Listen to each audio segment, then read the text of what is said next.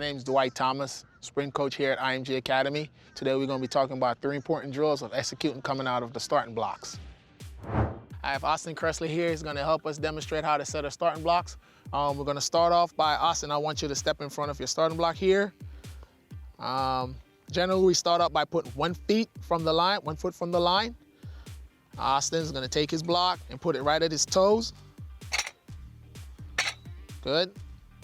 Next, Austin, I want you to step away from the block and make sure your block's in a straight line, looking forward down the track.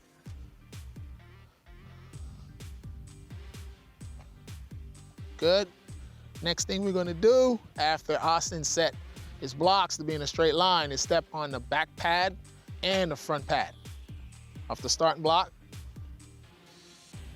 Okay, once we get that set, then now Austin, I want you to take 2 feet and to your front pad and then put your front pad right at your toes. Good. On the opposite side, we're gonna do 3, 2, 3, and then we're gonna take the pad and put it right at Austin's toes again. Good. Good. This will give us just a general idea how we set our starting blocks. All right, for drill number 2, I'm gonna demonstrate how to align our body in the starting blocks, and Austin's gonna help us demonstrate how to do this position when we're actually in our starting blocks. On your mark. So Austin, I want you to take a step and go in the starting blocks for us.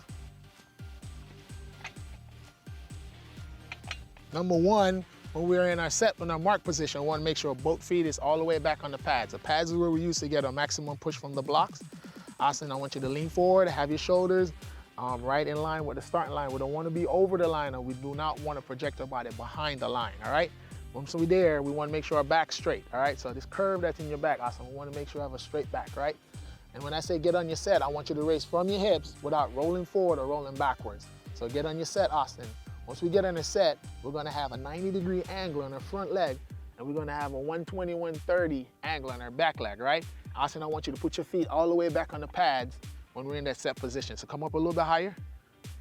So this is a nice, comfortable position to get maximum push coming out the blocks. I can feel the tensions on the squat. Austin, relax. Good. And that's the position we wanna have when we're in a set position to execute coming out of the blocks. All right, now we're gonna demonstrate drill number 3. We're gonna demonstrate how to execute coming out of the starting blocks. Austin, we're gonna have you step in the blocks like are you getting ready for a race. So once you set your blocks, now you should know how to execute coming out the blocks. It's that same principle, hands behind the line, shoulders even with the line. Wanna make sure our back's straight, right? And get on your set by raising from your hips, right? And we wanna make sure when we're pushing from the blocks, we use both pads, all right? So we wanna make sure we use both pads. So Austin's gonna use all his force to push forward coming out the block. So we're gonna do that 1 time. So Austin, I want you to stand up. And I want you to go in the blocks again, and now we're gonna push forward coming out the blocks. So walk in your blocks.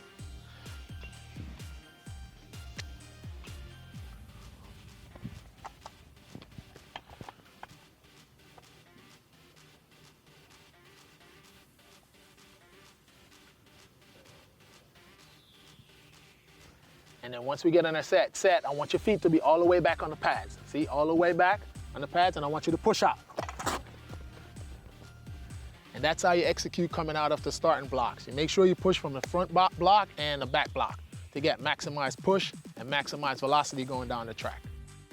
Today we covered 3 important starting drills that will help you become a better starter. Be on the lookout for more how-to video from IMG Academy.